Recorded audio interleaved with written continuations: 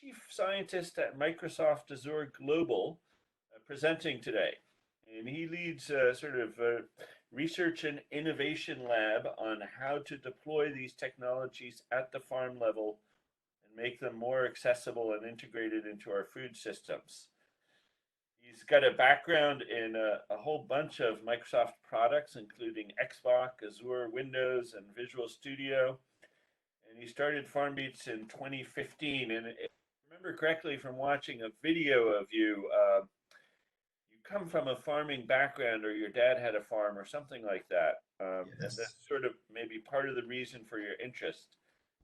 And look, Ranveer has published over 90 research papers and has 100 patents. In, and he's going to give us this presentation. I guess he worked as a PhD in computer science from Cornell University and was named in MIT's Technology Review as one of the top innovators under 35 in 2010. So that was a few years ago, but one never loses one's spirit. And Ranveer, welcome and thank you for joining us. So opening the floor to you. Thank you, Julian. I'm very excited to be presenting this today. I was supposed to be there in person, but this is still as good. As good. I'm really looking forward to getting the feedback and working with a lot of people on the call on getting these technologies deployed widely around the world. So, as you were saying, Julian, my background is not in agriculture, but I did grow up, and I spent a lot of time growing up in my grandparents' farm in Bihar. A lot of you might know Bihar as a state in India. And every summer and winter vacation, I would go to the village and spend 4 months, close to 4 months every year in that farm. And back then, I did not like anything about agriculture. It was these farms, as many of you know, they did not have any electricity, no toilets back then. It wasn't something that we would all look forward to. But still, it taught me a lot about what can be done to improve farming. And throughout my work, I used to be at Microsoft Research before I moved here. Throughout that, I have worked on technologies that can help bridge this gap. That's one of the things that inspires me. And towards that, one of the projects I had started in 2015 was this project called FarmBeats. The goal of the FarmBeats is something that you all could relate with. You all do a lot of work in this space, and you all are the leaders in this space. And that is to how do you bridge, how do you solve the food problem? How do you get people, how do you get more food, more nutritious food, and grown in a sustainable way? And one of the most promising approaches to get there is what I'm calling data driven agriculture. One of the things that you could do, for example, with data driven agriculture is map every farm in the world with data and overlay that with, for example, soil moisture data, soil nutrient data, and so on. If you could build maps like this, it would enable techniques like precision agriculture, which all of you know very well as well, which is you would do site-specific application of inputs. You would apply water only where it is needed, pesticide only where it is needed. And precision agriculture has been shown to improve yields. It has been shown to reduce cost because you use less water, less pesticide. It's also better for the environment for the same reasons. You're not wasting water, you're not wasting pesticide. And in fact, once we started showing the capability to build maps like this, we were approached by a few seed companies where the same maps could be used for phenotyping as well. That is, if you could understand why did the same seed variety grow differently in different parts of the farm based on moisture, based on nutrients. And with data-driven agriculture, what we mean is the ability to take out guesswork out of farming. That is a lot of agriculture right now. A lot of so one of the things we realize, and as I had been talking to a lot of farmers, working with a lot of farmers, is many farmers know a lot about their farm. Many of them have been farming there for generations. Some of the farmers I talk to, they can feel the soil and say things about the soil. One of them actually tasted the soil and could say things about the soil. The point was that even though they knew so much about the farm, a lot of decisions they took was based on guesswork. That is, when to sow, when to harvest, when to where to apply water, how much to apply, and so on. And that is what we want to change. We want to augment a farmer's knowledge about the farm with data and data-driven insights. Data from the farm, this could be data from the soils, data from livestock, whatever data there is to capture, and then use the power of cloud, power of AI to start bringing these insights, these predictions to the growers. So once you could do this, once you can start getting data and analyzing it, this will open up the door to a lot of applications. For example, these are just some of them listed on this slide. And in fact, this is a slide I borrowed from one of the studies in which several people from the World Bank were involved. You know, Parmesh was, Vik was, Julian, and presuming you were as well. So this slide, for example, was published in 2019, August, and which looks at different disruptive agricultural technologies in Africa. And as you can see, with this is an entire landscape of applications. The particular ones in red and blue towards the right are the ones that we believe are especially enabled with data-driven agriculture techniques. That is, you need data from the farm, you need AI, you need some sort of processing, some technology to enable these applications. So, just taking precision agriculture as an example, it was proposed back in the 80s. It's been 30 years since then, and the technology still hasn't been adopted, even in the US, hasn't been widely adopted. And one of the reasons it hasn't been widely adopted is because of the cost of these existing solutions. Just putting in these entire precision ag equipment is very expensive. Just to give an idea, one of the events I was attending, this was at UC Davis in 2017. The cheapest package that was available there were like for just 5 cents. So for a smallish farm, the entire package ran up to $8,000 and a recurring cost. For most growers, that puts it out of reach. What is the ROI? What is the benefit that a grower is going to get by deploying a few sensors out in the farm? So that is one of the mission with which we started this research was how can we significantly bring down the cost of these data-driven agriculture solutions? So in today's talk, I'll talk a little bit about the research that we did, the innovations that we are bringing together, and then I'll conclude by talking about some of the latest product that we announced that's taken some of these innovations which are ready to ship and the others that we are continuing to work on. So some of the ways in which we are solving this problem of affordability is looking at some of the key challenges. The first challenge, which many of you might be aware about, is farm connectivity. That is, the farmer's house usually has some sort of connectivity to the farm or to the cloud. In the case of sub-Saharan Africa or even India and so on, there are these places which are connected to the cloud. But the farm, usually if you go to the middle of the farm, might not have great connectivity. Sometimes, even though connectivity might exist when you plant the seeds, by the time the crops grow, the connectivity is gone. So the question then was, how can you connect things from the middle of the farm to the farmer's house? Here we are not only talking about connecting people, it's about connecting things. And these things could be sensors that are sending small amounts of data. These could be cameras or drones. How do you send large amounts of data from the middle of the farm to the farmer's house? To address this problem, we use a research, something I have been working on since 2005, on a technology called TB white spaces. What this refers to is unused TV channels. What the TB white spaces enables is, imagine if you had a Wi-Fi router and you could access it a few miles away.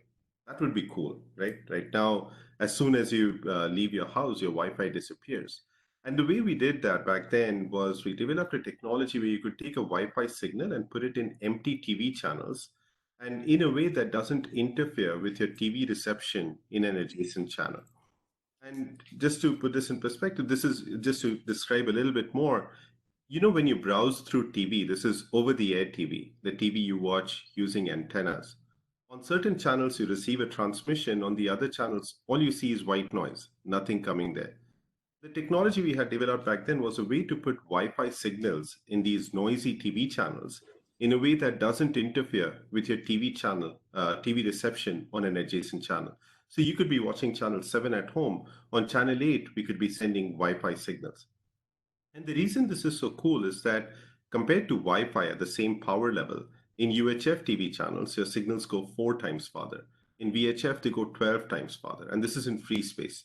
Once you put in trees, crops, canopies, your signals just keep going through. So this is a technology that we had developed then, and then in 2010, the FCC chairman had come to see at Microsoft campus to see the demo we had put together. This was made legal in 2010 in the US. Since then, it has been legal in other countries as well: US, UK, Canada, Kenya, and Malawi, several countries worldwide. And we have then, since 2010, actually gone and connected high schools, hospitals, dispensaries, and so on with this technology. Actually in 2017, our President Brad Smith launched the Airband initiative, through which we are actually taking. So the TV white spaces kind of addresses the technology problem, but there's a business problem as well.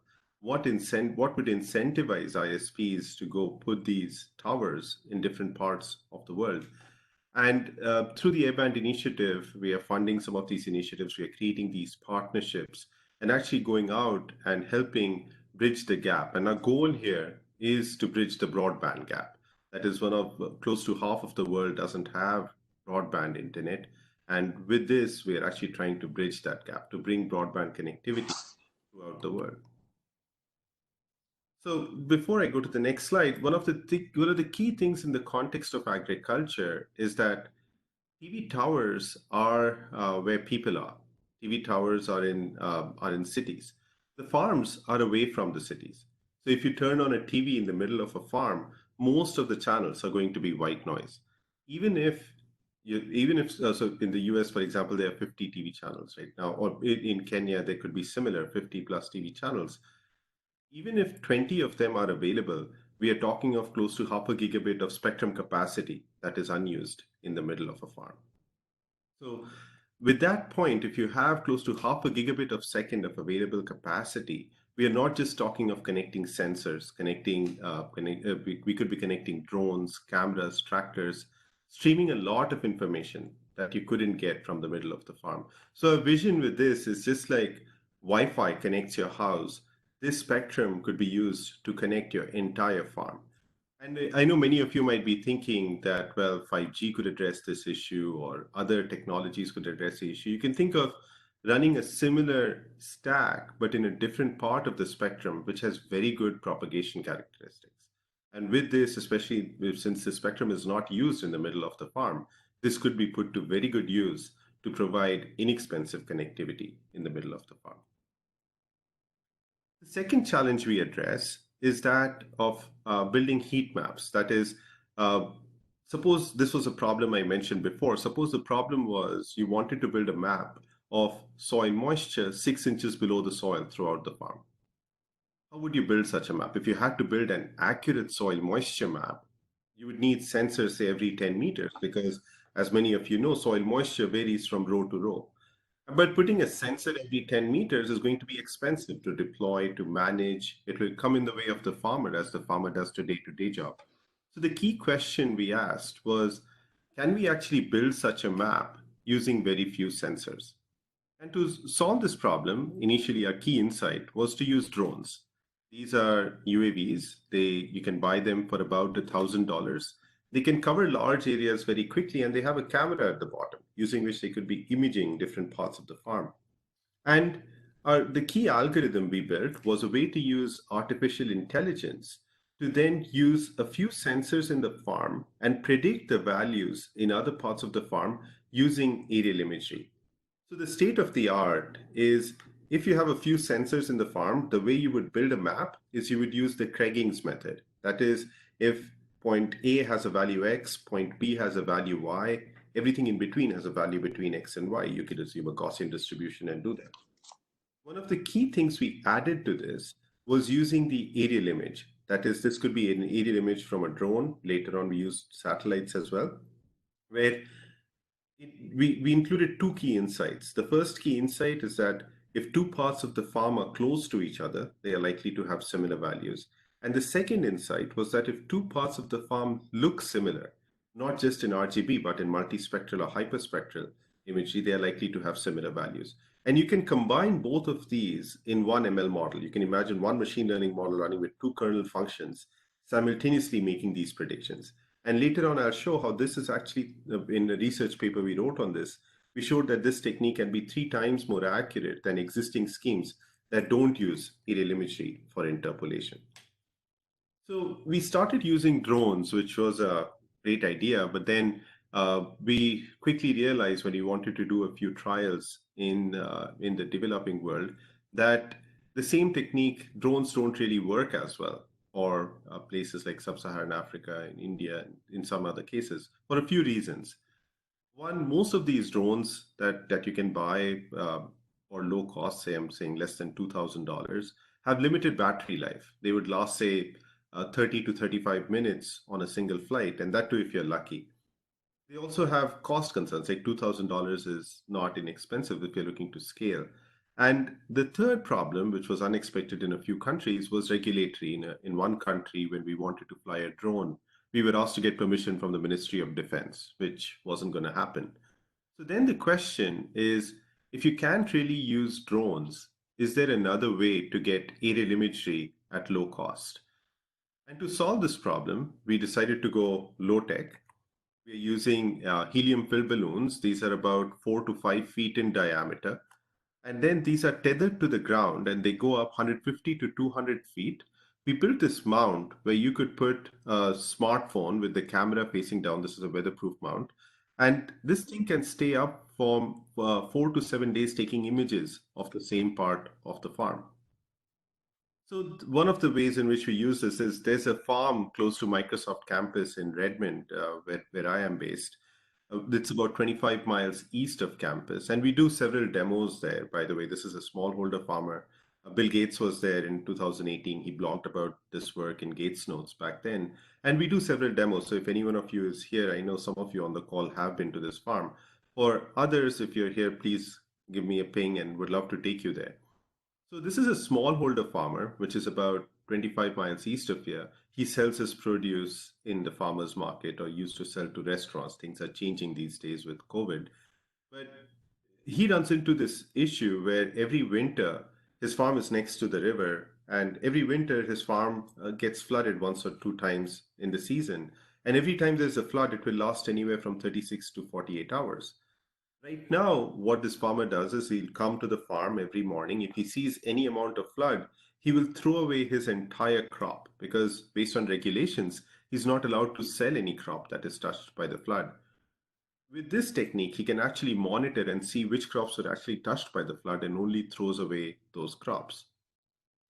In fact, in places like India and Africa, where labor is more inexpensive, someone could actually walk around with the balloon or put it on a bike or a tractor, and then we use computer vision techniques to actually stitch all of this together to create these aerial maps of the farm as an alternative to drones. The key challenge here was that drones, the camera on a drone is mostly stable because of the motors. In this case, the camera would move around based on wind. It wouldn't always be facing down. So then that's where we had to actually stabilize the imagery and use the stabilized images to create these orthomosaics. As I said, we get the aerial image from either drones or balloons, but in places where you have neither, we actually use satellite imagery to create these maps. That is, if you have a few sensors in the farms or in a few farms and you have the satellite image, you can then start making these predictions of what these values are throughout that farm using satellite imagery as well. But with many of you who've used satellite imagery, you've seen that most of the satellite images have clouds. In fact, the statistic is that 77% of satellite imagery has clouds in them. So then the question was, well, if you're going to discard so many images, your maps are not going to be current. So one of the key techniques we came up with, this was work done by my intern from MIT last year. He came up with this really cool technique to see through clouds in satellite imagery. That is, the way we are doing this is we came up with a new AI technique which uses GANs. GANs are generative adversarial networks, which are used in deepfakes. And we used the same technology, modified it and used SAR data from another satellite. In this case, this is Sentinel-2 and Sentinel-1 data to reconstruct what's happening below the clouds. And the way we did that, on the left, you can see what is the state of the art, the images that you get right now. On the right is what we are able to reconstruct. So the benefit is all the algorithms that you've written that uses NDVI, that uses NDWI and other things could actually continue to work in a more predictable manner because you're getting an image reliably every few days. And we are doing these predictions not just for RGB, but for multispectral and hyperspectral imagery as well. So the way the system works then is once you get the aerial image, either from drones or balloons or satellites, we would first create the orthomosaic, the 3D point cloud to the actual image. And then once you know the few sparse sensors in the ground, which are intelligently placed, we have a sensor placement algorithm as well. You then train the model and then use the trained model to start predicting these maps across the entire farm. And as I was telling earlier, we can actually combine these to start then building these maps. And we've done this for soil moisture, soil pH, and soil temperature. In the research paper that we wrote, we covered all of these parameters. The third challenge I'll briefly talk about is, well, with I talked about how with TV white spaces you can potentially make connectivity more inexpensive. Using the previous sensor fusion technique I just talked about, you need much fewer sensors than what you would otherwise need to start building maps, accurate maps of the entire farm. The third challenge we ran into was, well, with the white spaces, you can get a lot of data from the middle of the farm to the farmer's house. With white spaces in the future, this could be private LTE, this could be 5G. You could start getting a lot of data to the farmer's house, but the connectivity from the farmer's house to the cloud is weak. That is, many farmers, even in the US, they pay for broadband, but all they get is 1 to 3 megabits per second. And it's this connectivity is also prone to outages. That is, there is this farm in upstate New York where we've done a deployment, and every time there is a snowstorm, there's a high likelihood that his internet connection goes off. So then the question is, if you don't have very reliable connectivity from the farm to the cloud, how do you get large amounts of data from the middle of the farm to the farmer's house? And this data, again, is not just from sensors. For example, if you fly a drone in a 15-minute drone flight, you could be getting a few gigabytes of data.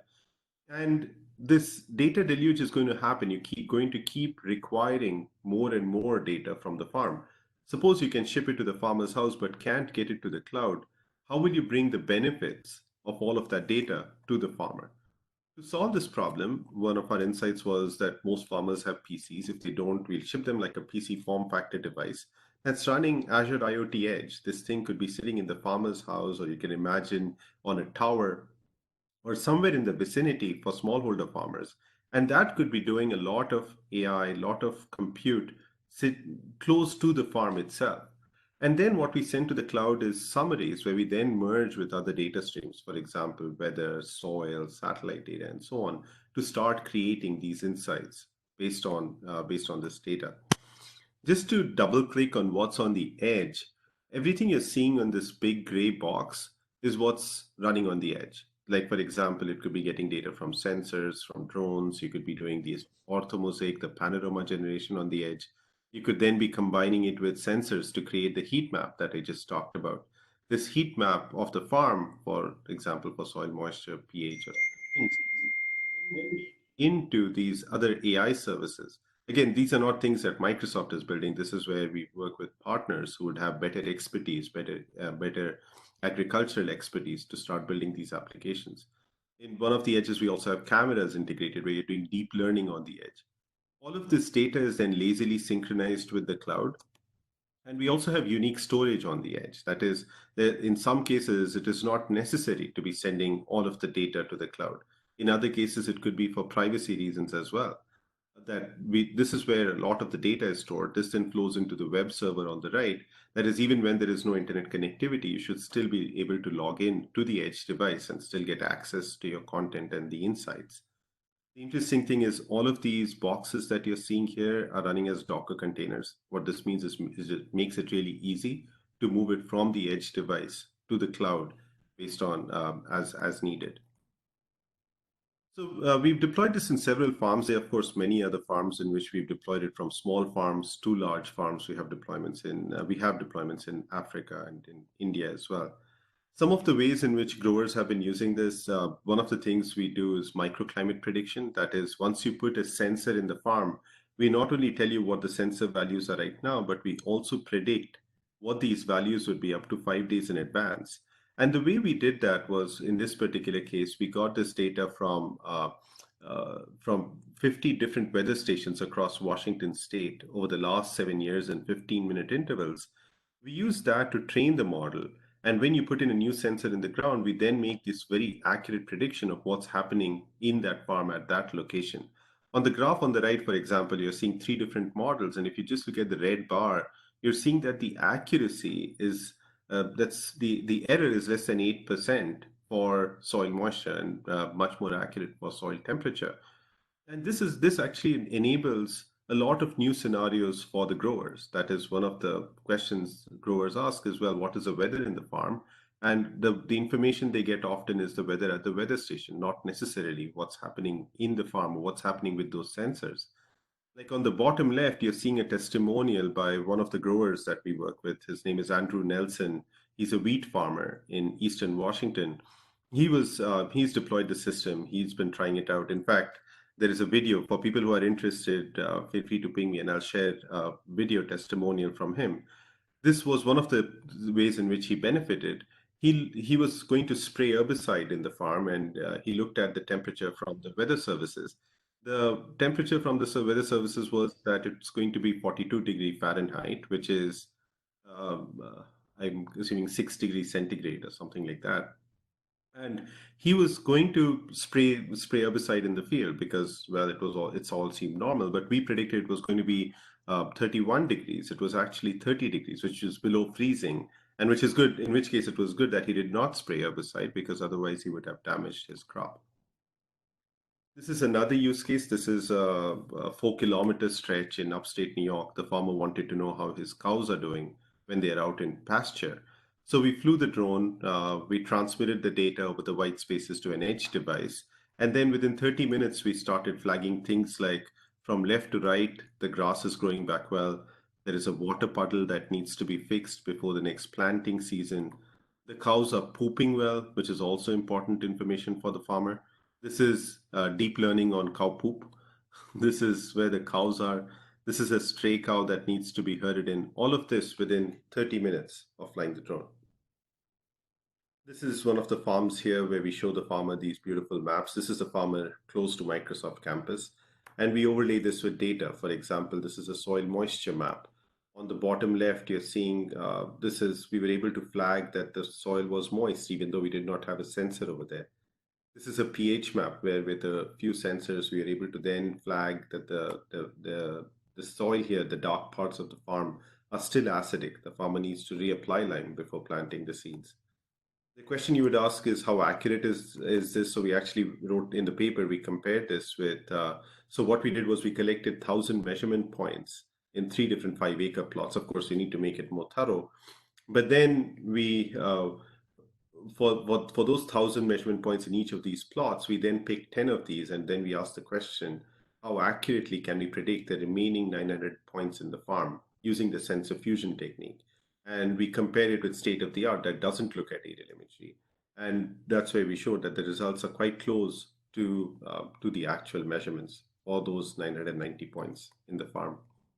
This is another use case where you have cameras streaming data, again, to the edge device, where we are seeing how the cows are moving, whether a cow is sick, and then flag that information to the grower. You can think of that like a baby monitor for cows. And the reason that is a very interesting scenario is that if you did not have the edge device, you would have to send all of that data to the cloud, which with a given connectivity would become expensive and in many cases not even possible.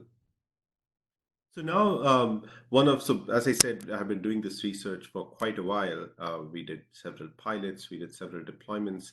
And in 2018, I moved from research to the product side. And last year in November, we announced the preview of Azure FarmBeats. So right now it's available as in Azure Marketplace. So if you're on Azure, you can go to Azure Marketplace and install FarmBeats. What it would do is it would set up FarmBeats in your subscription, in your Azure subscription. You could then, so what that means is that we don't get access to your data. It's in your tenant. You get access to that data. What it does is it would install two resource groups. One is FarmBeats Data Hub and the other is an accelerator. The data hub. So in this slide, everything in green is what we're adding with FarmBeats. Everything in blue is Azure, and everything in yellow is where we partner. We, instead of doing everything ourselves, we work with the people who are the best in that space, and we partner with them.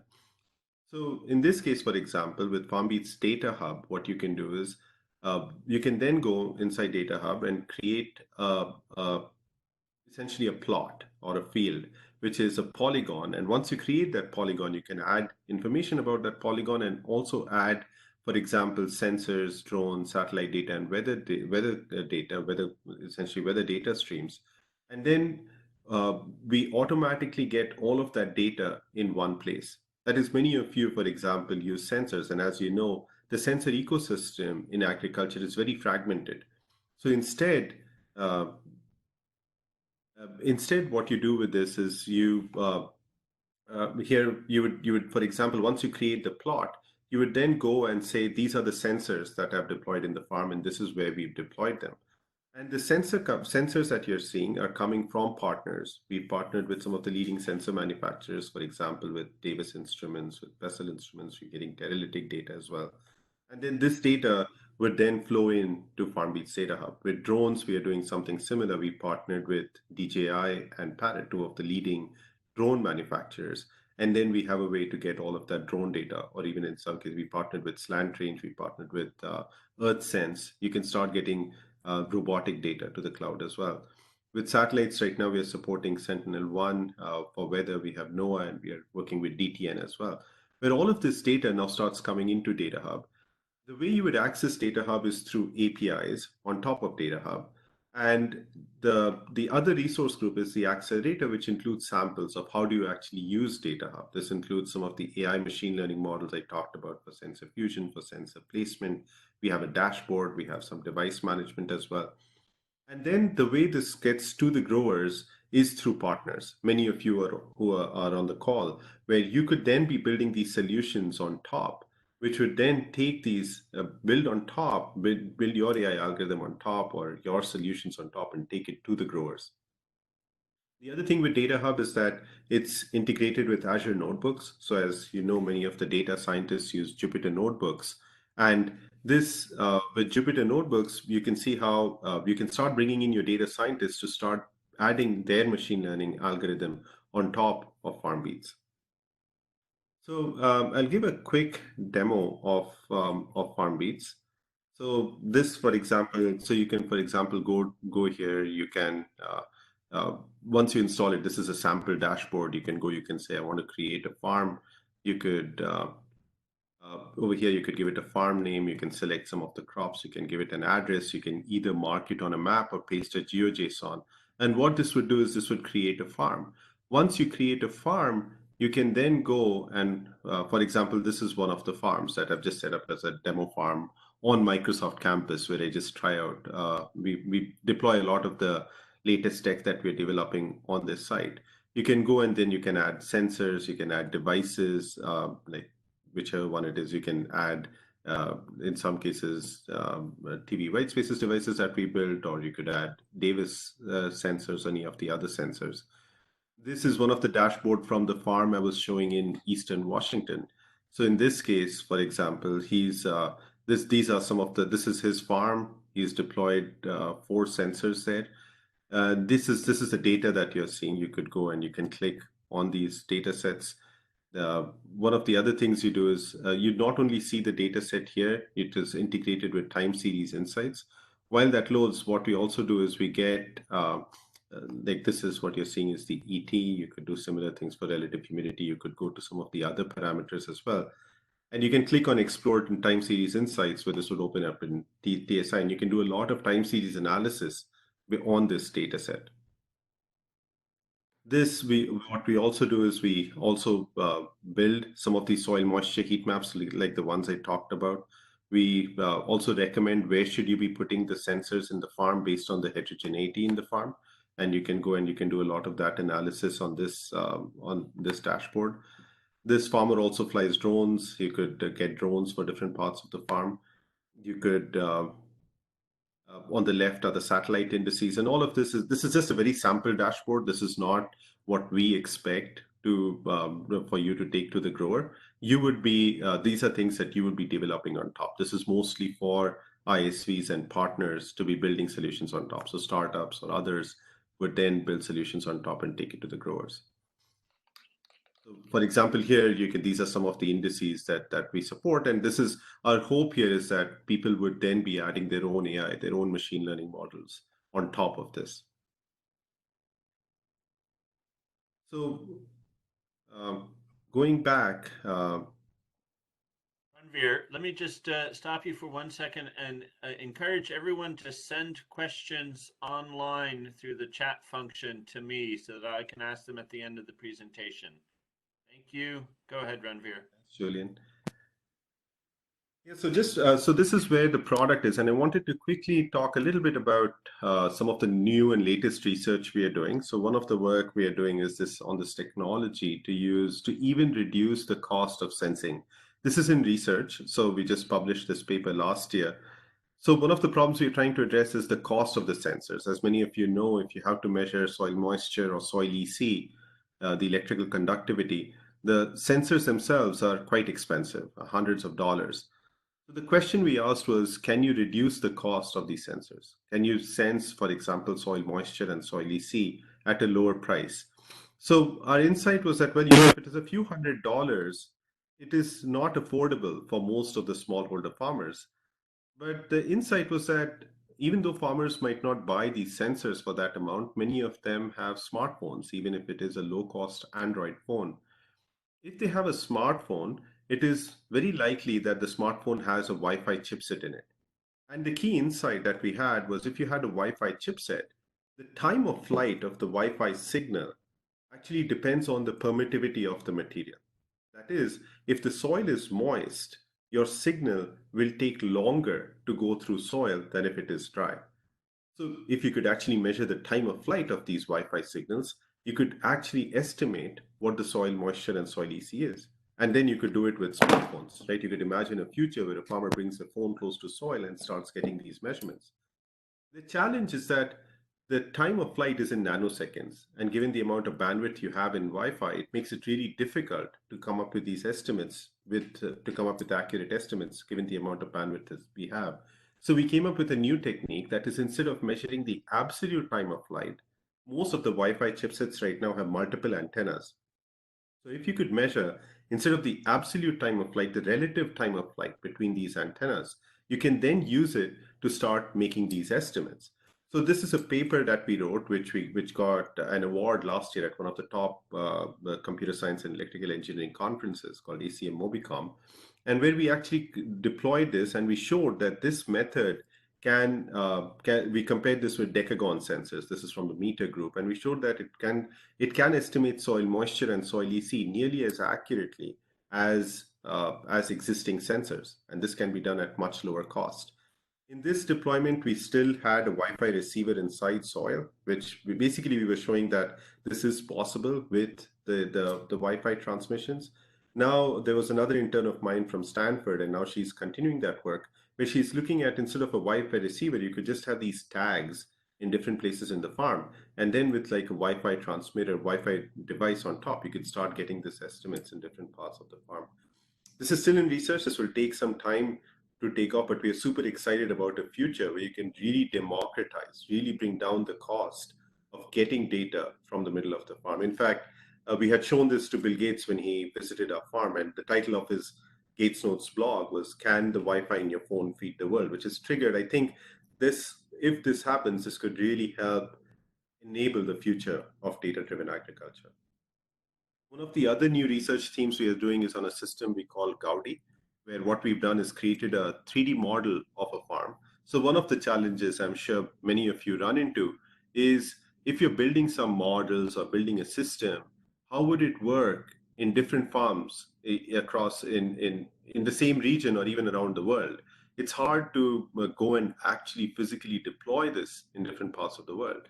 So what we did, especially if you're thinking of aerial imagery or even camera images and doing some AI on top. So what we did is we built this 3D simulator. You can think of this as a gaming kind of an environment where what we do is you can change the amount of crop, the number of crops, you can change the crop spacing, you can change the crop height, the stress levels. And then you can, this is a physics-based simulator. So you can also change things like the sun, the wind, and so on. And then you can fly a drone in this 3D simulator as well. Now, once you're flying a drone in the simulator, you get the images from this, and then these images could flow into the same FarmBeats description that I described to then so you can do all the analysis that you were doing on imagery within the FarmBeats system. And you can, with this, you can then create farms of different types. You can create a farm in Africa, in Kenya, in Nigeria, in India, and then start seeing how your algorithms would perform. You can also use it to train your machine learning models. Like on the right, that's what you're seeing, where this is a crop counting algorithm, like you can imagine an yield estimation algorithm. It just doesn't perform as well if you change the farm and weather conditions. But then you could use this to actually retrain your model and get your model to perform better. So within agriculture, I talked a little bit about what we are doing in research, quite a bit of the innovations that we're coming up with. I talked about the products like Azure FarmBeats, but there are other products as well that you could use as part of the work that you do. Some of the other things we're doing is taking the work that we're doing to the next level to help the ecosystem adopt it, to get some of these innovations to the growers, which many people on the call might find interesting as well. One of the initiatives we've started is AI for Earth. As part of that initiative, we give out grants to organizations that are using AI to solve some of the world's hardest problems around water, biodiversity, climate change, and agriculture. And as part of this, you apply, we give you the grant. In addition to the grant, we also give you AI training. We host the organizations on Microsoft, at least we used to pre-COVID. This year, it's a virtual event where we host all the grantees on one side. We get them to interact, and then have the APIs that you developed are hosted as part of the AI for Earth API gallery. The other initiative is the Airband initiative, which I talked about, which is about broadband connectivity worldwide. As part of Tech Spark, the last one, we are looking at skilling and bridging the skill gap in different parts of the rural population. One of the things we created as part of the Tech Spark initiative is we created a FarmBeat student kit, which is you can think of it as a very miniature, low-cost device that you could use as part of your curriculum. And we partnered with, in the US, with FFA. This is the Future Farmers of America. And with them, with the FFA chapters, the high school chapters, we gave them these student kits. We had a competition and we gave out to 50 high schools. We gave 2 of these kits each. And last summer, we had a hackathon at Microsoft. This wasn't a hackathon for students. This was a hackathon for high school teachers who came to Microsoft campus, and then we worked with them to educate, to get these FarmBeat student kits as part of the curriculum in these FFA chapters. These kits, we believe, could also be useful in different parts of the world if you're getting students, getting farmers to start thinking about data-driven agriculture.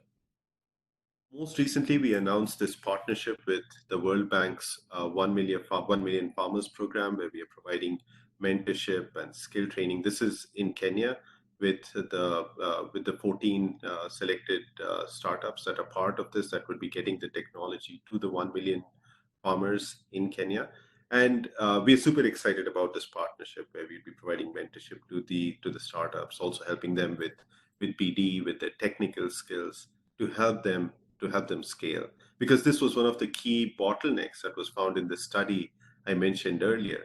And we believe we can actually, we really want to help with through this partnership and through the other partnerships we are doing in the region, for example, with Agra and the African Development Bank as well.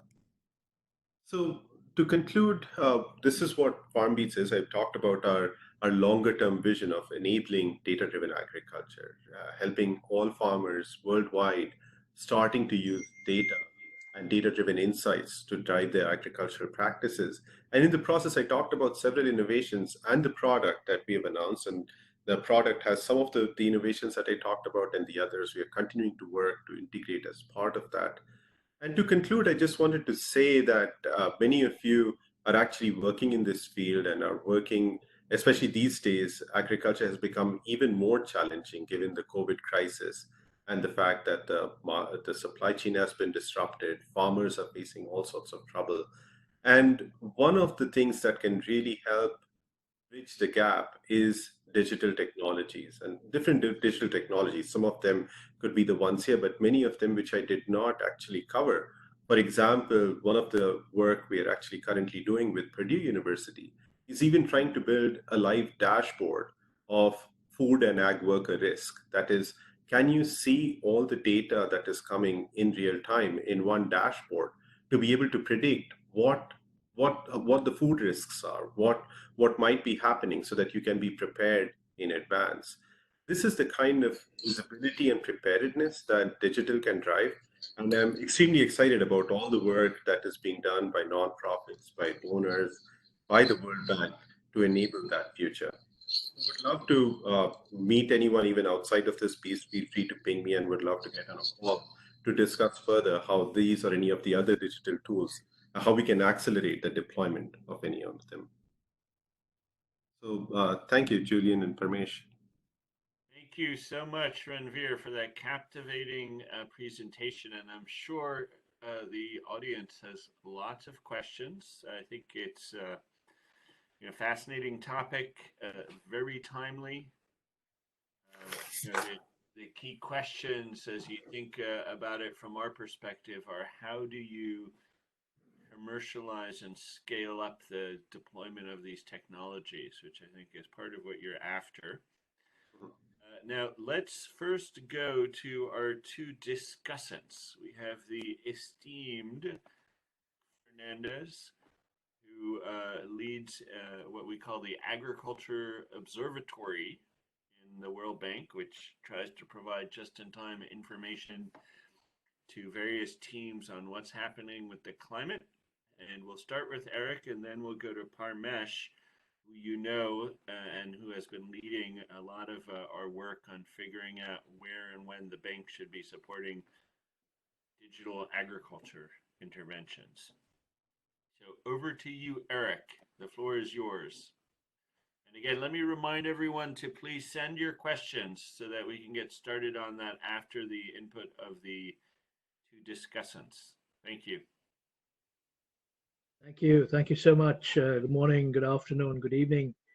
A pleasure to be part of this select group that's not just here in the US, but worldwide.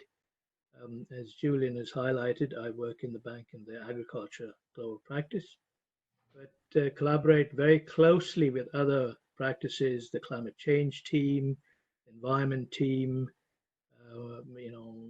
the water team. So a lot of what Ranveer has nicely shown us and demonstrated is very interesting, very useful, potentially hugely important for our programs. So I'll start. Excellent presentation. Thank you very much. For me, it was really eye-opening, mind-blowing. Lots of questions, as Julian has hinted at. And just for reference, I mean, I heard you were at Cornell. I joined Cornell in 1992 as a professor, and there was where I first came up across Tim Dorsey. I don't know if you had the pleasure of meeting Tim Dorsey.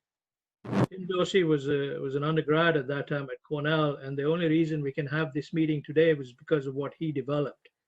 Cornell University CU-CME, which was video technology, the precursor of video telephony.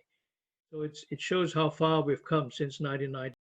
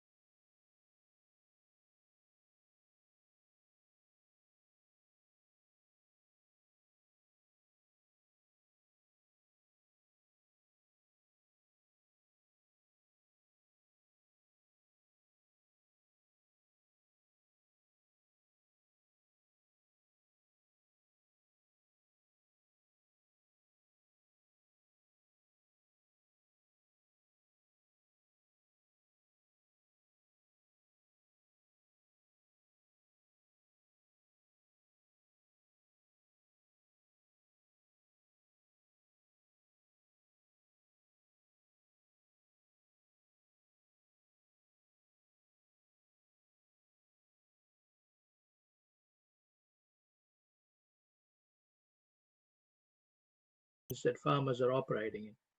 How this comes together in that context at a smaller scale, aggregating it over the landscape, is an interesting question.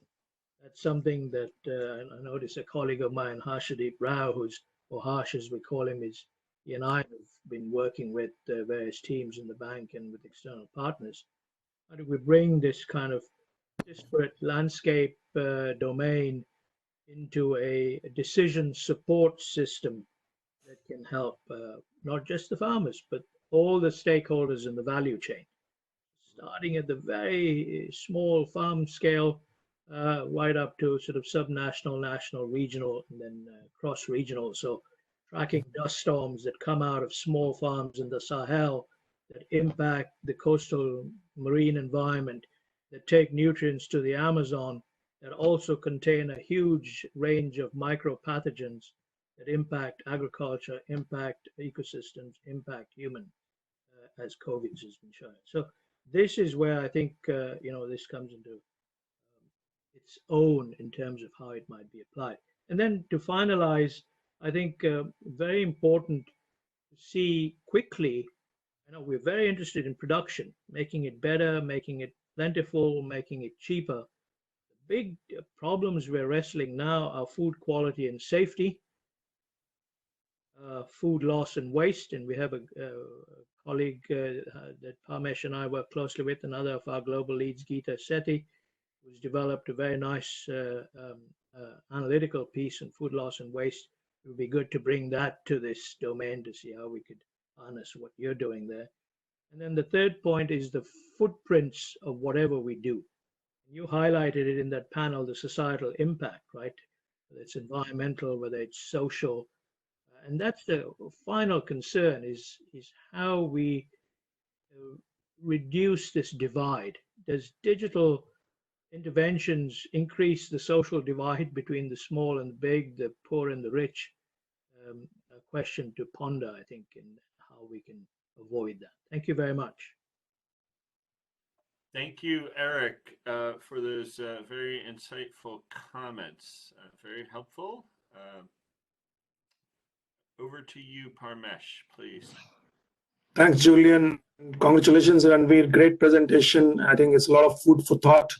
And I have the advantage of sourcing all the ideas from the people who are asking questions and integrating them into my comments so that you will be able to answer those questions and people will feel that their questions have been answered. So clearly, one of the main questions people are asking, how does it go from a large farm in US to smallholders in Africa or Asia?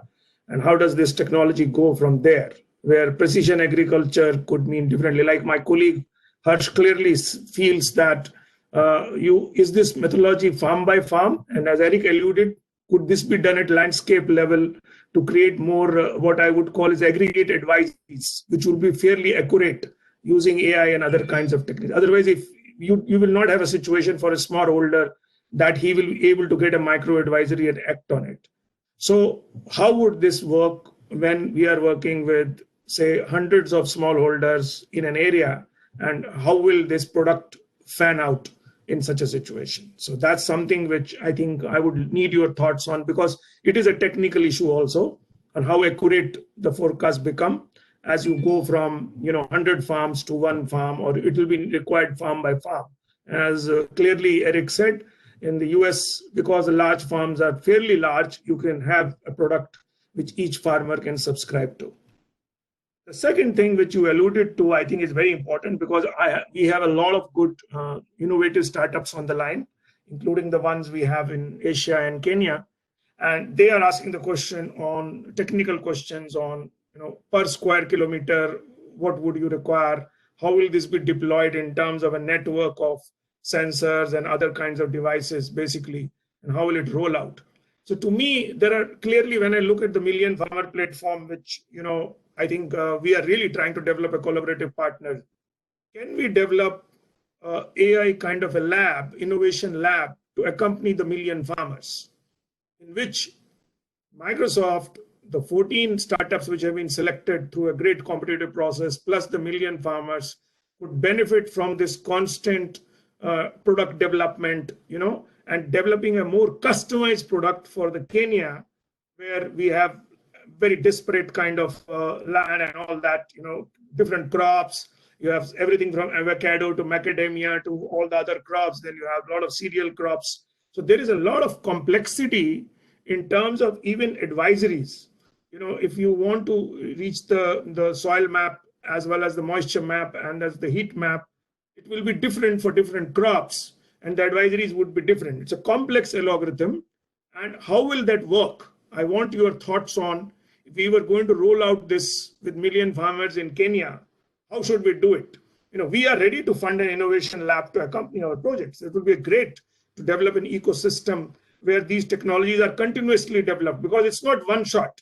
You don't have off-the-shelf product which can immediately roll out in Kenya. You will have to do a lot of iteration and innovation to develop a Kenya-specific product or a Rwanda-specific product, which takes the things which are being grown there. So what are your thoughts on that?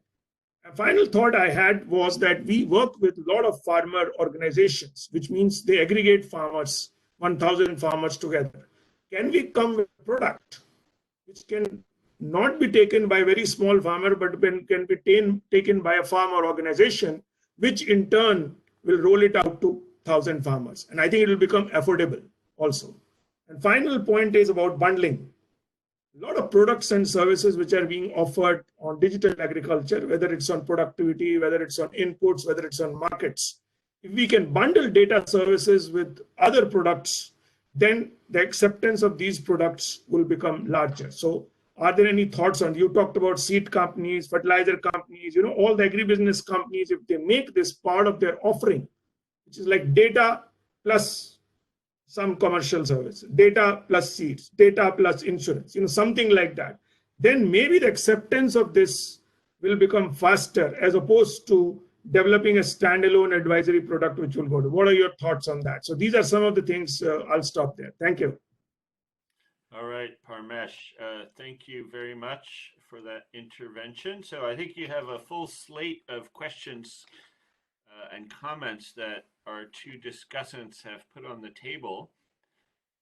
I just scanned through the lots of questions we're getting for you, and I'll try to take those in groups as we go forward after you've had a chance to respond to the discussants.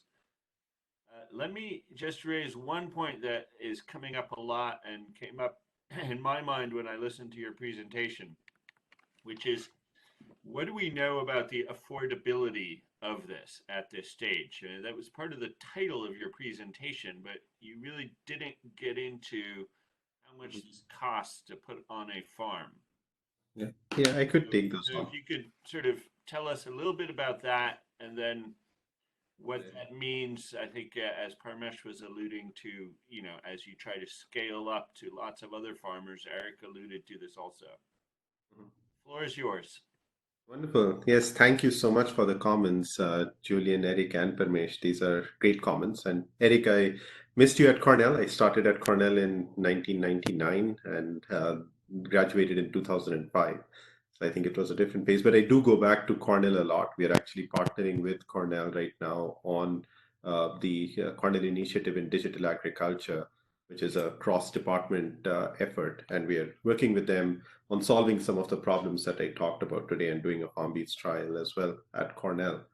So before I get to answer these questions, I also wanted to introduce a person who's on the call, Bambo Safola. He's actually just started. He's fresh on the job. He's the new general manager at Microsoft. He's leading all our engineering initiatives around emerging markets. And he's on the call as well. And we'll be working with him as we start and working with you all as we start looking at emerging markets. Bambo, do you want to say a couple of words? Good morning. And I'm here in Redmond as well. Hopefully you can hear me. You can go ahead and nod if that's the case. Like Ranveer mentioned, I just joined the Azure Global team, and my focus is on the emerging markets. And when I say that, we're talking about Middle East and Africa. We look at India, we look at China, Southeast Asia, and then Latin America. So what my team will be doing is to understand different thrusts for technology that goes on in those regions, and partner with both educational institutions, businesses, governments, in those areas to help drive adoption of our engineering stack provided by Azure. So I will be in these different regions. Over here with agri-tech and agriculture, this is a very important area as well. And I'm glad to be here on the call. Thank you. Thank you, Bambo. And Bambo's been at Microsoft for a very long time. He's been a seasoned engineer scaling Xbox and Windows and many different engineering teams. And we are super excited to get that product thinking when we think of emerging markets and adoption of technology in these emerging markets. So I would love to hear from people on ways in which we could work with you on some of the technologies that I talked about. So now going back to the questions, I'll start with Eric's questions around food quality, food safety, and food loss. And there we are. So right now, what I talked about primarily was the farm gate. How do you get data from the farm? But the next level is also looking at post-harvest. And some of the technologies that I talked about, for example, for connectivity using the TV white spaces, the edge technologies, would still be very helpful. Like one of the new things we're working on is what would an edge look like in a warehouse? Can you be equipping these sensors, a few cameras maybe, and doing AI on an edge device to start figuring out what a warehouse looks like? Like how is food being stored? Is there food waste happening at these food storage facilities? And being able to use the similar technologies that I mentioned with the edge, with the cloud, and with AI, and being able to bring those, being able to figure out when things might go bad, or even trying to predict based on that, when should you be transporting some of this food to the right places so that food waste doesn't happen. And also some of the things you mentioned about dust storms, that's really good. This just made me think more about the detailed expertise that exists in agriculture within the group here and in academia and in the startups. And this answer relates to some of the questions that Parmesh you asked as well. Is at Microsoft, while initially we were building the end-to-end solution to showcase some of the technical feasibility, the way we are taking it to market is a very partnership-led approach. We are not building the entire stack. We are working with people who know, people like yourself, like Eric, who bring in that domain knowledge, who can add that additional domain knowledge to make it usable for the growers. So FarmBeats is not a product that we expect growers to install and use directly. There will be additional services, and the farmer will know that will get those services, not even knowing behind the scenes that they might be using the data benefits that FarmBeats brings to them. To answer the other question around affordability, I'll just take it head on. Julian, you asked about that. So our long-term goal is to get it to the number I mentioned before, right? To bring the cost down by 2 orders of magnitude from 8,000, the things we have seen, to 80. The way we are right now, it's still not there. I think we've gotten it down by an order of magnitude. If you look at some of the connectivity solutions that we have, that brings it down by a significant amount, just using, for example, TV white spaces or some of these new sensors that we built, which use this TV white spaces on IoT devices that can go several miles. This significantly brings down the cost of connectivity. The other part is on the number of sensors that are needed to bring, like, for example, the heat map I talked about. You would need, when we did the analysis, we are looking at between 8 to 16 times fewer sensors than what people would typically need to get a similar accuracy by combining these different data streams, by combining data from on-the-ground sensors with aerial imagery. The third thing around affordability is, again, with the kind of microclimate predictions that we are doing, you don't need high-end sensors to start making these very hyper-local predictions. You get whatever sensors you have, as long as they are calibrated part of the ecosystem, then combine it with other data streams to start making those predictions. Of course, right now we are supporting a few sensors, the ones I mentioned, but our goal here is to support the ecosystem. If you're building devices here, you could look at how to integrate with what we have so that you can then start leveraging the AI that we bring with the platform. So that said, I want to make it clear that this is brand new. The product is still in preview, right? So we would love to get your thoughts. We believe what we are mainly doing is we are not building the end-to-end solution here. The end-to-end solution comes from partners. We believe nearly everyone who's on the call, especially from the private sector, is a partner of ours. I think we would be working with you so that you can build a solution leveraging some of the innovations that we are bringing in and the expertise and innovation that you have to build the final solution that can be used by the growers. What we have is a part of it, which helps you bring the cloud, the AI to your solutions.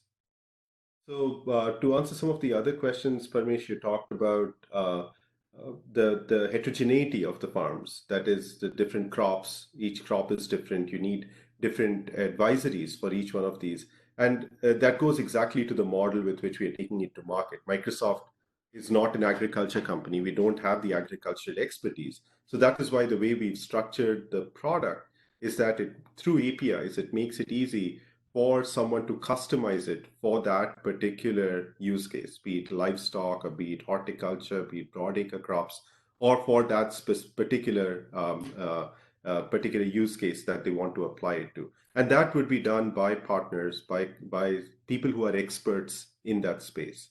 And they would be the ones building the solutions on top. What we are doing is providing a platform to collect the data, to bring the different data streams together, and providing an integration with AI technologies. For example, an integration with Azure Notebooks, which opens it up to all the data scientists out there who can then come and start seeing all the data in one place. They can then start writing their AI machine learning algorithms on top of it.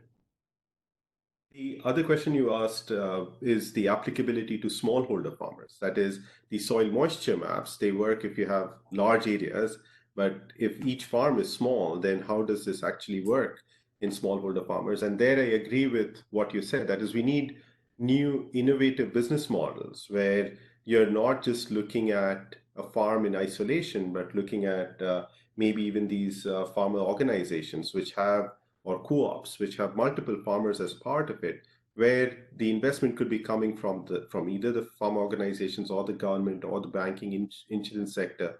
They could be the ones deploying some of these sensors. You don't need a sensor in every farm. You need a sensor in some of the farms, and with that you can be getting aggregate insights based on which you can then start sending advisories to individual farmers. No, but these are new innovative business models which will have to come about. And I think the role of the World Bank there becomes even more important, like what you're doing with the 1 Million Farmers Initiative. You have a few very, very innovative startups that are part of that first cohort. And those could be the ones who could start to benefit from some of this tech, and not just on the technology side, but also on the business side, where they could be the ones who could start innovating and thinking about what are the ways in which you could start bringing some of this tech to the growers. I think I addressed most of the questions, but would love to get follow-up questions if anyone has. All right, thank you so much, Ranveer. That's great, and I think you did cover a lot of the questions. So I'm looking through a lot. We received a lot of questions and lots of praise, by the way, from people all over the world here, and that's very exciting. I'm going to try to group these questions a little bit. And so apologies to those of you that asked them if I don't nail it exactly the way you asked it, but I think in the interest of time, if I sort of give the sort of more aggregate level question that several of you have asked, it may speed things up and allow us to cover more ground. So I would say there's really, let's go with 4 categories of questions. You've answered the one on cost. You've given us an idea of what it costs when you started, where you got it to, and where you want to get it to going forward. And I guess that still does represent a major challenge for small farmers, even at the level that you highlighted, especially given that they don't know the technology and they're not familiar with it. Now, so there's a set of questions about the skills needed by the people that will benefit from this technology, right? And what needs to be done and who is responsible for making sure that these farmers have those skills, because you can buy them. I think Eric gave a very nice description. They can drown in data, but if they don't have the knowledge and they don't have the skills on how to understand and use that data, we're not really helping them very much. So, what skills are needed, and how do you couple that with the commercialization of the product? There's a related question there about data and data ownership. So, you can generate masses of data, and if the people don't know how to use their data, and the data goes into the hands of other people that do know how to use it, maybe these people become subject to all sorts of vulnerabilities when it comes to market concentration and market power. And for example, will people suddenly use this to predict exactly how much food there is in the world and where it's going to go? And you can imagine there's a role for the public sector, a role for the private sector. There's lots of questions about data ownership here, public and private. And so your thoughts on that, because as you deploy this, the data ownership issue is going to become more and more important. And a third set of questions around success stories. So, in what you've done so far, are there success stories that you can point to that people can go see? You talked about several demonstration farms, but those are not necessarily success stories.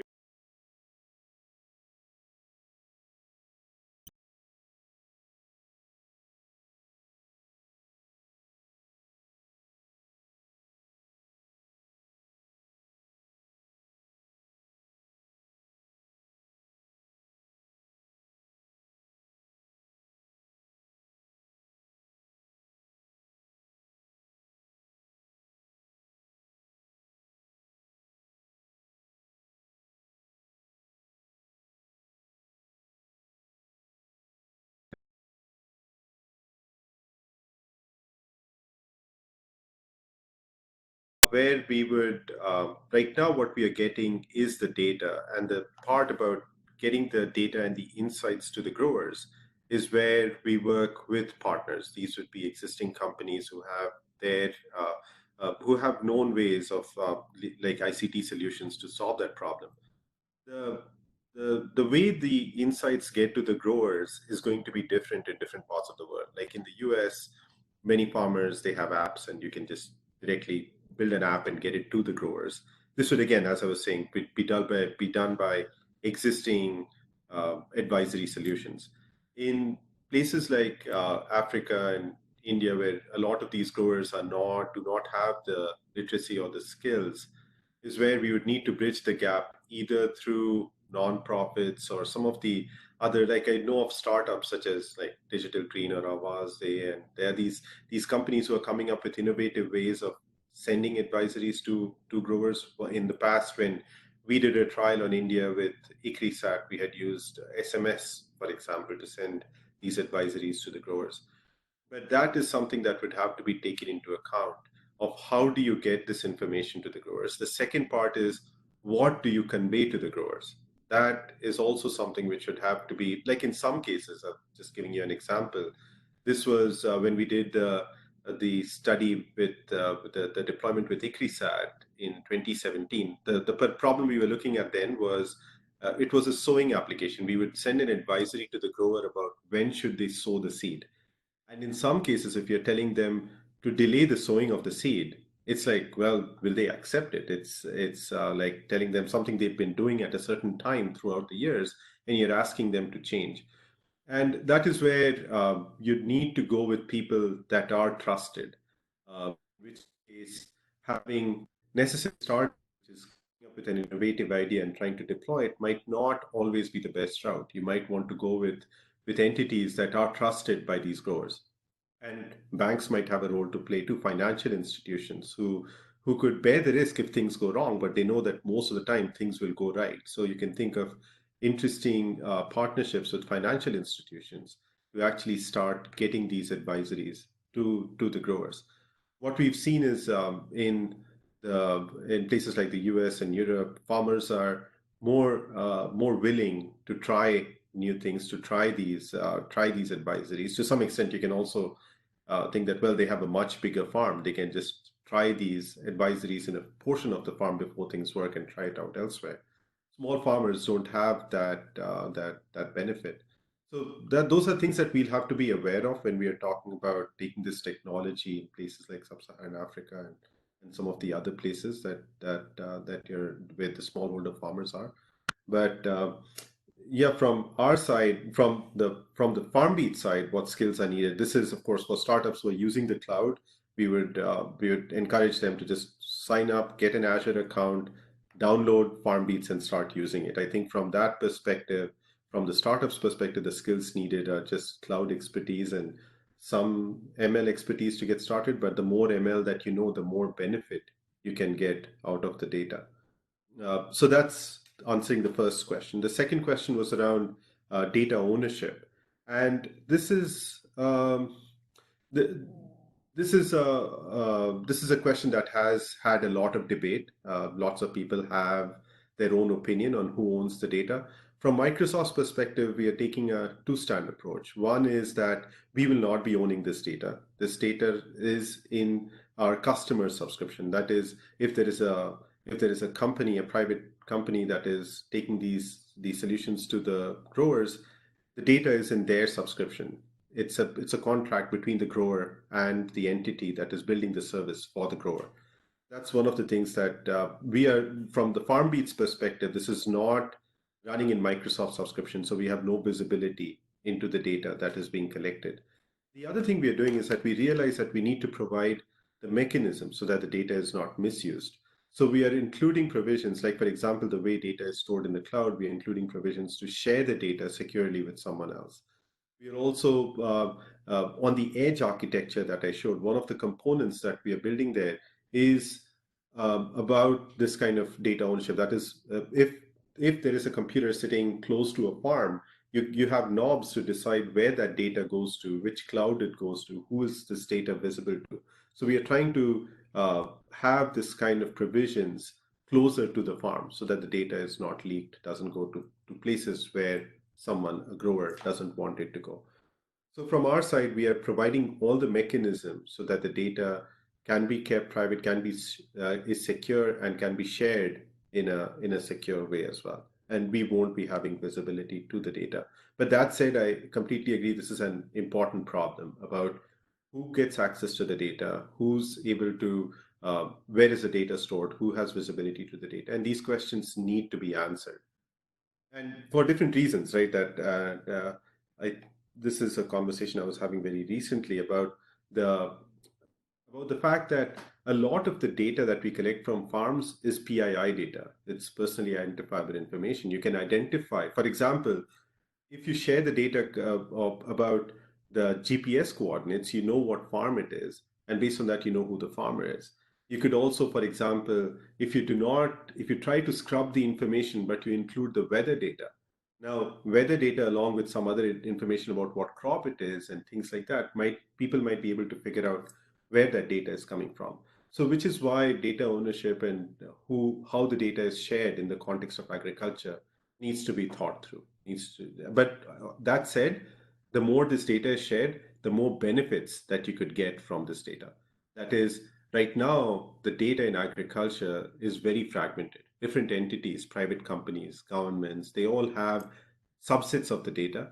If you can start bringing all of this data together, is what will unlock the next potential, which it will be huge if you could start bringing together, say, seed data, chemical data, farmer income data, yield data, all of this data together and start building your AI models on top. I think that is what will unlock the true potential of data and AI in agriculture. But of course, to get there, you need to address this data ownership issue as well. The third question was around success stories. So there are a few. There is, for example, one of the videos. I was planning to show it here, but then I realized that many people might be dialing in from a place where they don't have great connectivity. But there is, on my LinkedIn feed, I had posted one. There is one. If you just search for Azure FarmBeats video, it will take you to one of the growers' videos of how he uses it. And we are happy to connect you with the grower itself, so you can then learn how he's using some of the data and the predictions that he's getting using AI. And the final question about commercialization of the tech. So we took part of the tech and commercialized it, which I showed in the demo, and that's what Azure FarmBeats is. The other parts is, of course, some of them are, they are all in different stages.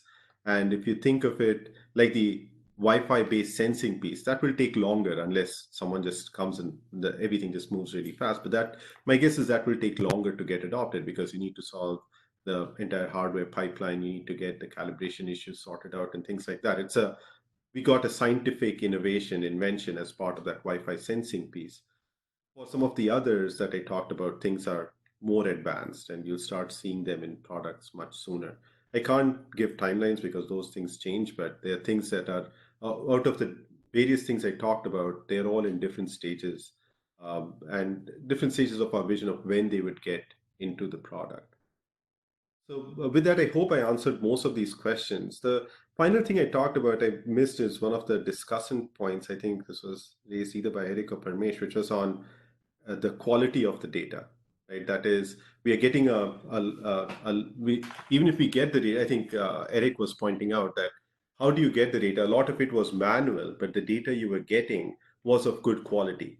Now, if you start automating a lot of it, a lot of the data might not be good. And if you start using very inexpensive sensors, you might be compromising on the quality of the data. So one of the other things I wanted to mention, just given the fact that I'm coming from the computer science side of things, is that what I believe is that no data is better than incorrect data, especially if you're training AI models. That is, you would rather have no data, you know that that is a gap, rather than having incorrect data that could actually get your models to start performing worse. And when we are thinking in terms of building these data consortiums or building this kind of a data repository, we need to make sure that the data we are collecting is good data, because that's what would drive AI models that can actually perform much better and start bringing more benefits to agriculture. All right, great, Ranveer. So look, we have 6 minutes left. I'm going to give you 3 quick follow-on questions culling from the group here, and then if you could leave at least a minute or 2 for Parmesh to make an announcement and for me to close and thank you. So the 3 questions are as follows. What about cell 5G and radio frequency and other options for communicating to the gateway device, I guess is what you called it, right? The second question is on interoperability. So are these data able to be used by others, and other software packages? Is that something that's built in to the system that you're advocating for? And third is, have you been talking to governments, and is there interest in governments to use these kind of systems to monitor the progress they're making with programs at the farm level? So you've got 4 minutes to answer those 3 questions. Yeah, I'll start with the first one. So with cell 5G, so this is something which, of course, we want more and more internet broadband penetration in these farms, in these rural parts of the world, and we should use all the available technologies that are there, including cellular, 5G, and whatever other technologies are available. And the thing with 5G is that it's not as much about rural coverage as it is about urban coverage and getting much higher bandwidth and low latency in the urban population. That's where most of the people are. I think the new conversation that we're having through all of this is that it's not just about connecting people, a lot of whom are in cities, but we also want to connect things. And things are not just narrowband devices, these are broadband devices as well, such as tractors and cameras and drones. And right now, the focus of 5G has been in urban areas, but I think in the future, what we would need is more of things like private LTE, but imagine private 5G networks, where you could be setting up these 5G systems in over, say, the TV white space spectrum. You could have the TV white space spectrum, but operating kind of a 5G network on top of it.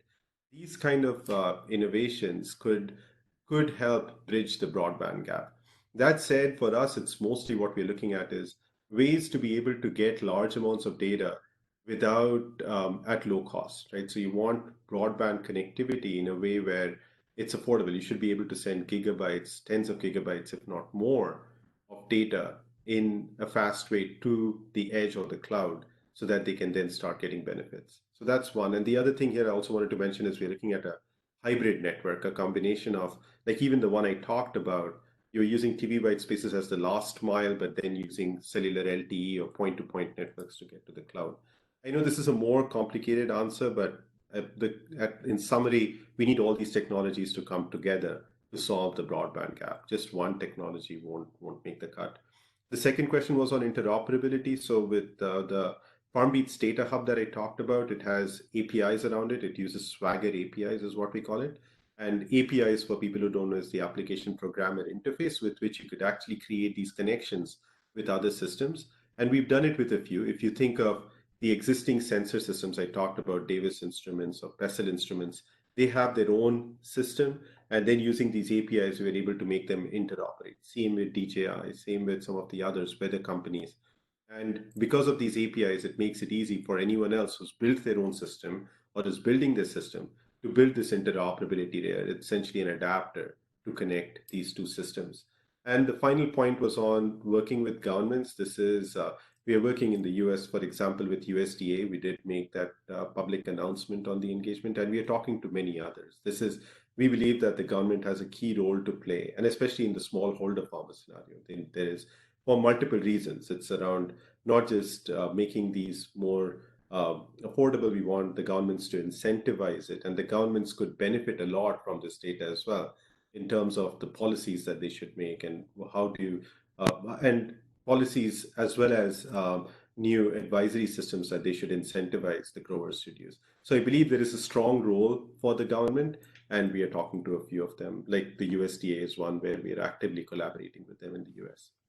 Great. Thank you so much for that presentation and those great answers.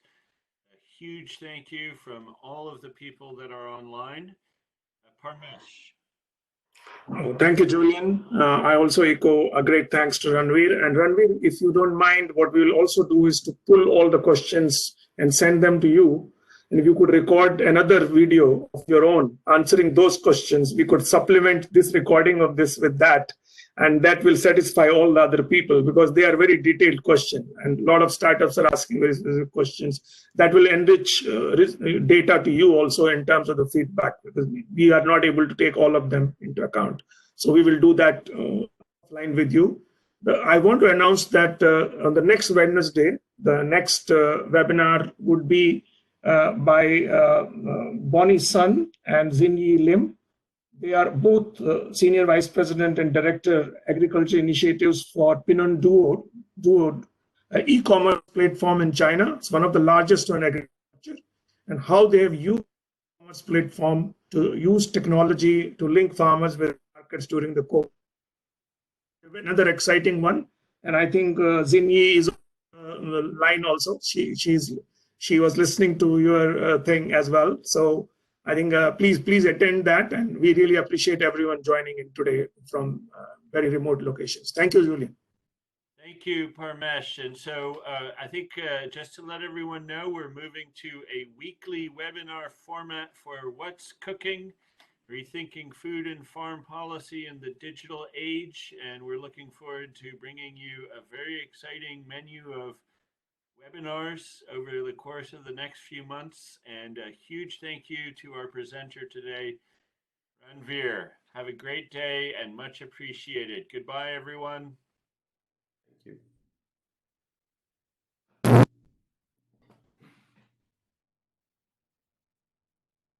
Just to also announce that all the presentations and recordings will be sent to everyone who joined on the web. Thank you.